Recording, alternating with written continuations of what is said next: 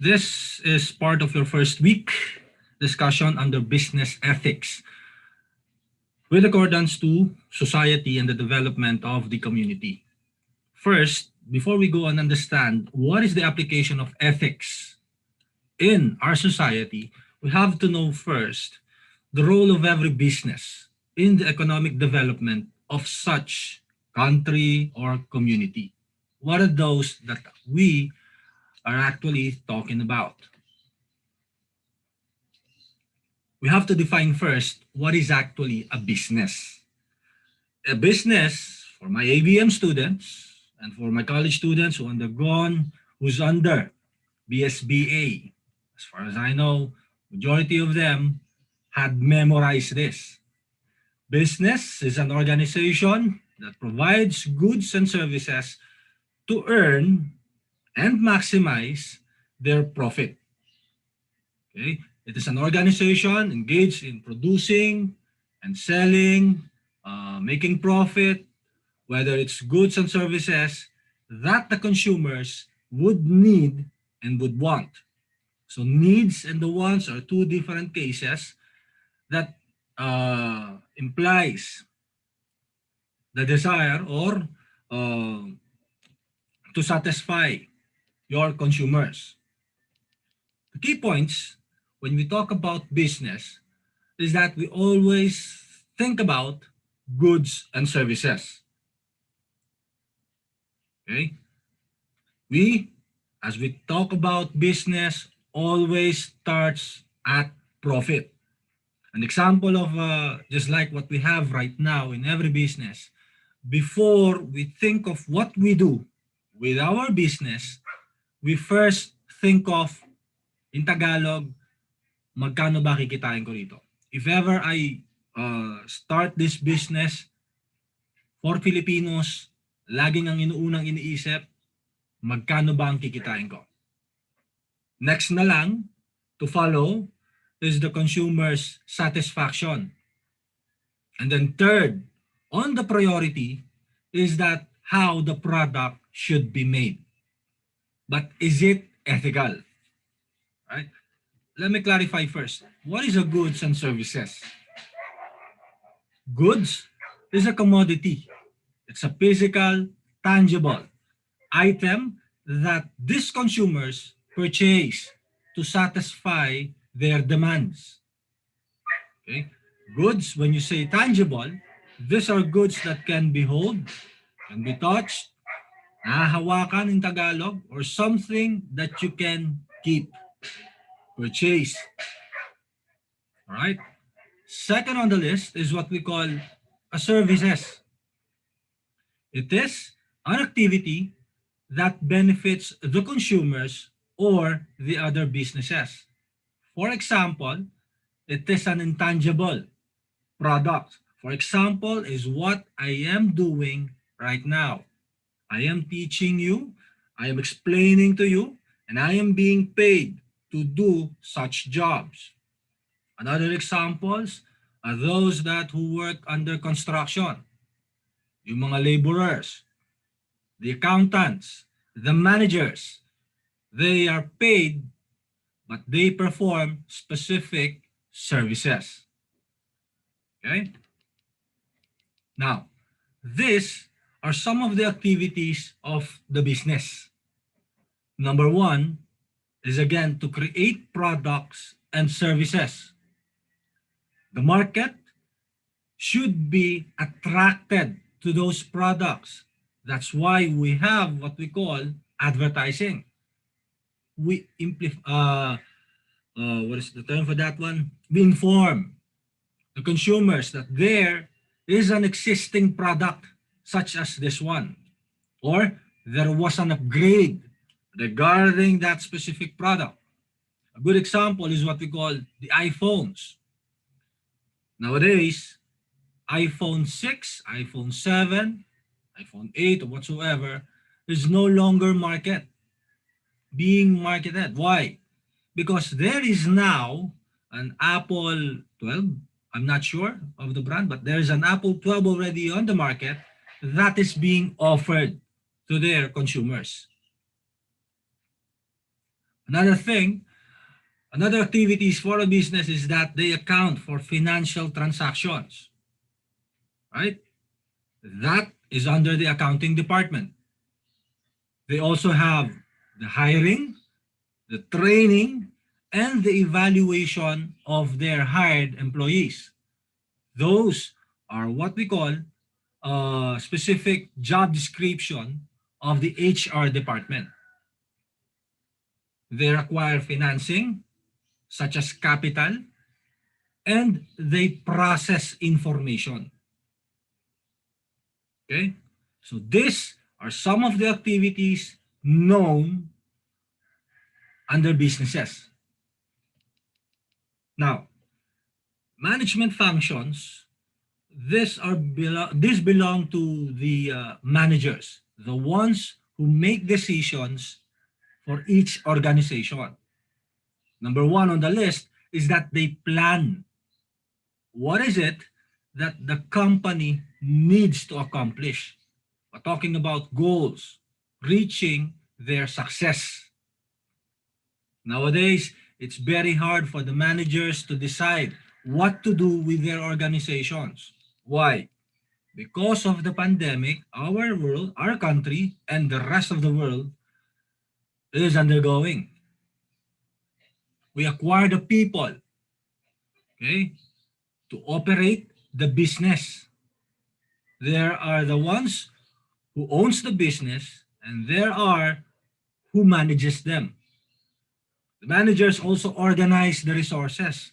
They are the ones who decide which raw materials, probably which group of people would be the best to do and help them produce that specific product or do that specific service.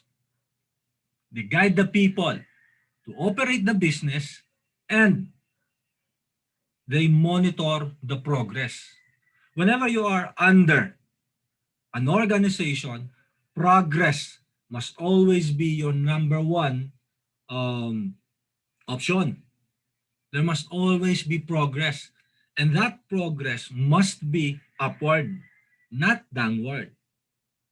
Because there is something wrong in the management if ever that happens. Now, how does the business operate? I've summarized it into three. They input informations, they gather people, and so on.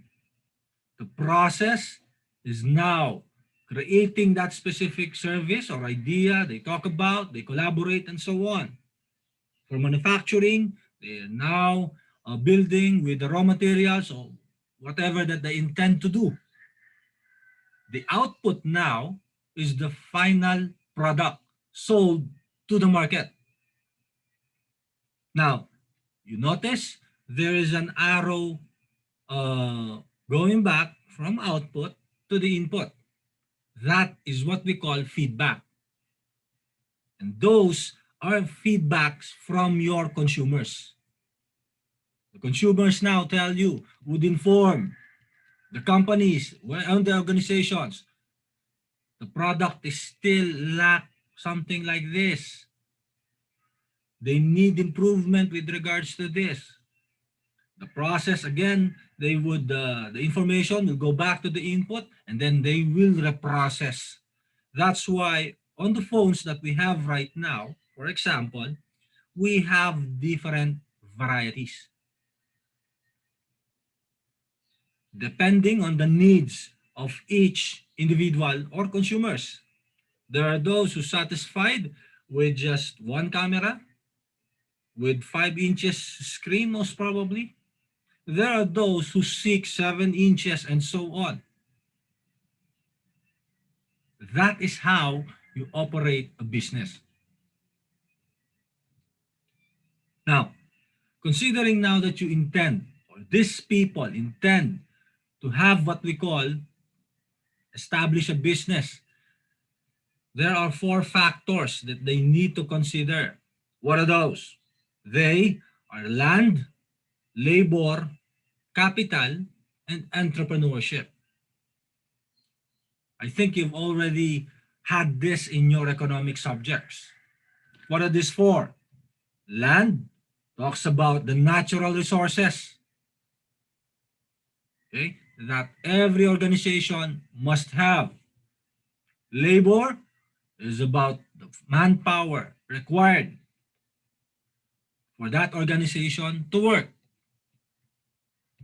Capital are the equipments, finances, machineries, the buildings where that business would be established. That includes the money that will be involved and revolving within the operation. And of course, the entrepreneurs, those people who had organized themselves, or the person who is in charge, the owner who had established that specific business. Okay? Questions as of the moment? None?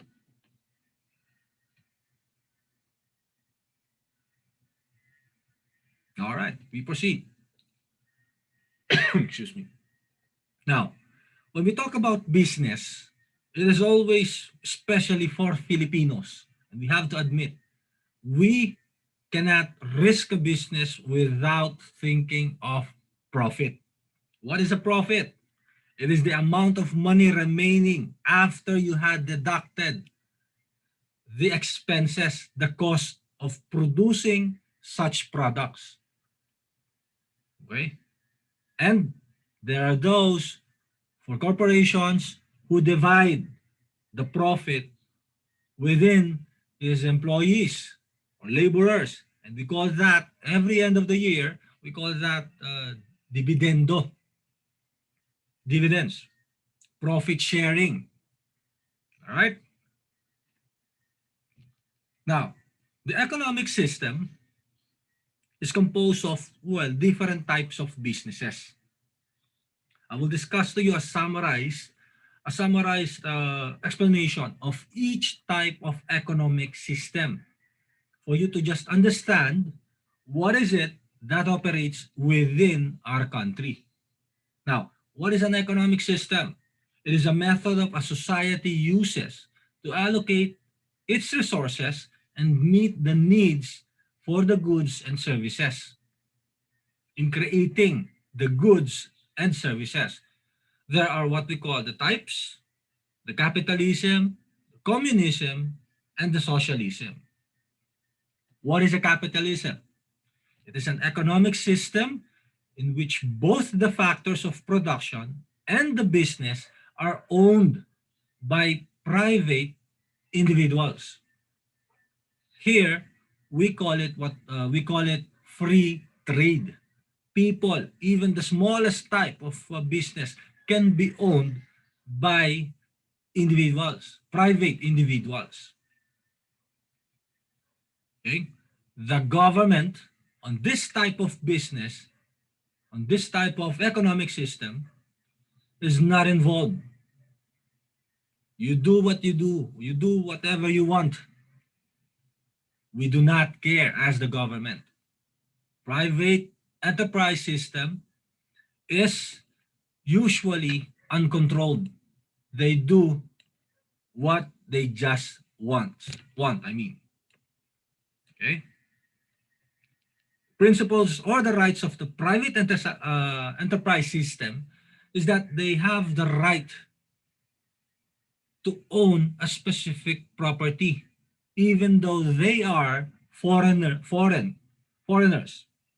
or an alien to that country. So that indicates in our country, it's not allowed. Foreigners are not allowed to own a property in our country. They have the right to freedom of choice. They can do whatever they want for as long as they have the means to do it. They have the right to compete, and they have the right to their profits. No matter how big their profit is, it's just for them. That is a communism. That is capitalism, sorry. Right? Now, there are two types of capitalism. First one is a pure capitalism, and the second is the mixed capitalism. As you notice, the picture shows you that if a person owns a business, usually he's the same owner of different businesses. Just like the people we talk of, I do not know if you heard of the owner of the Smart. Is also, well, a shareholder of a different company such as TV channel, what else? A radio channel, radio station, I mean. What else? Even electric companies, farms, and so on. Okay? Now, a pure capitalism is known as a market economy. It is an economic system in which economic decisions are made freely according to the market forces. Here is where the supply and demand plays a vital role. If the demand is high for that specific product, we will produce that. We will supply them with what they need. Okay? And again, the government does not interfere, or we call it, in economics, it's called laissez-faire. Laissez-faire means offhand. The government doesn't intervene.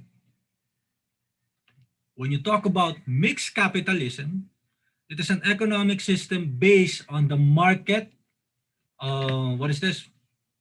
Market economy with limited involvement from the government. What does that mean?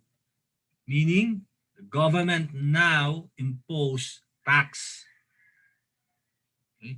The government own some of the entities, some of the businesses, and the government agencies regulate the rules and regulations for these businesses to operate. So in some way, mixed capitalism is applied in our country.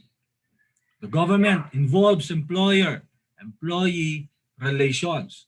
That's why we have what we call DOLE, to protect the rights of the employees. Right? Now, what are the other types? There is also what we call the communism. Some of the countries that uses this type of economic system, number one is China. This here is that the government is in full control of the factors of production. The private individuals cannot or do not have the right of freedom. The central government planner make all the decision about the production and resources, even the allocation. And in this case, it is the government who dictates the demand for such products.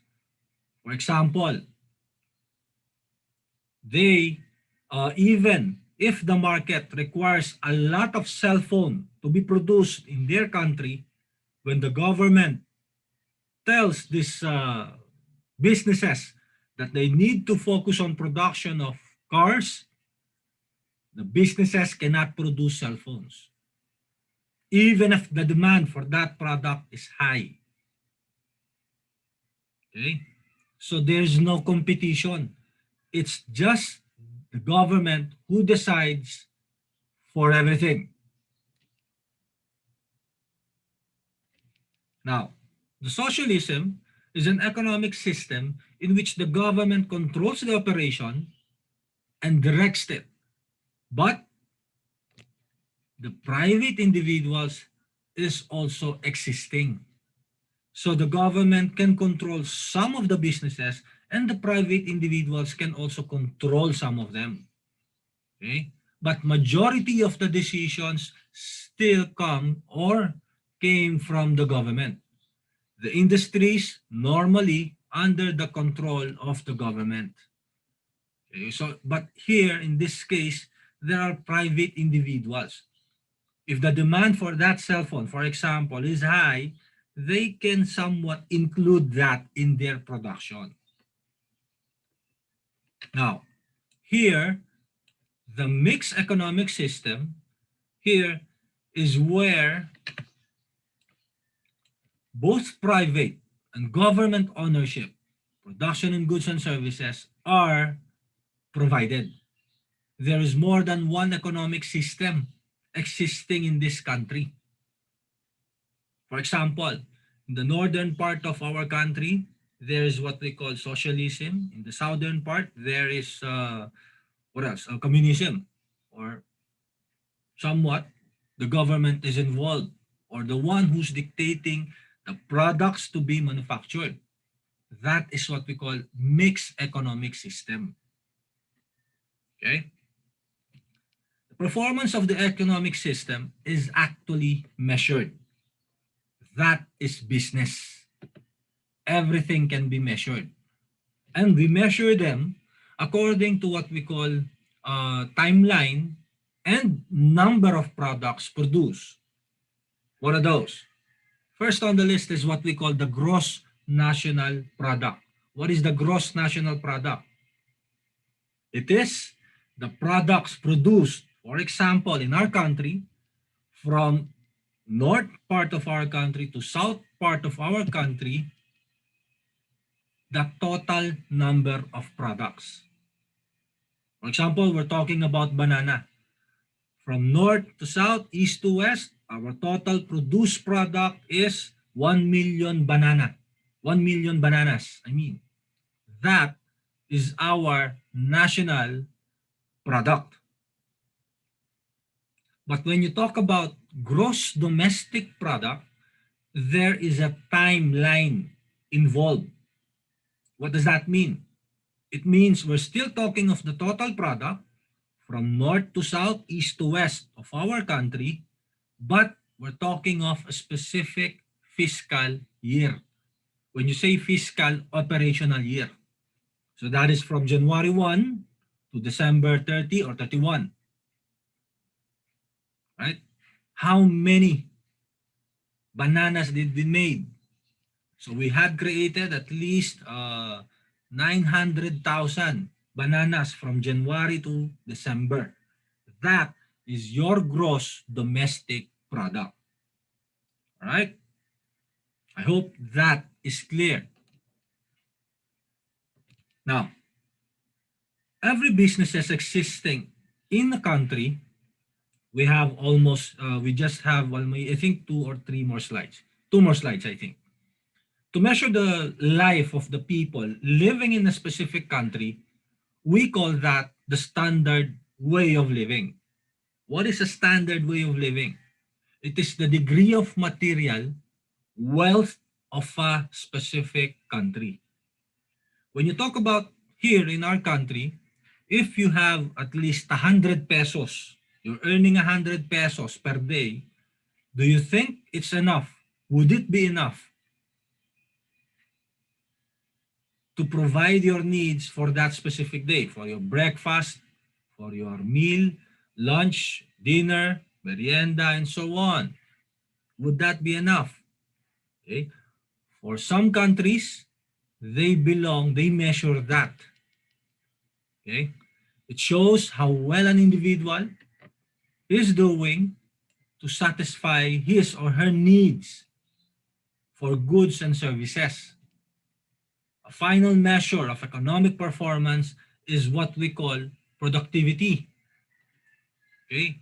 How long or how much time is does that country requires to produce such products that satisfy their own people? That is how they measure the standard way of living.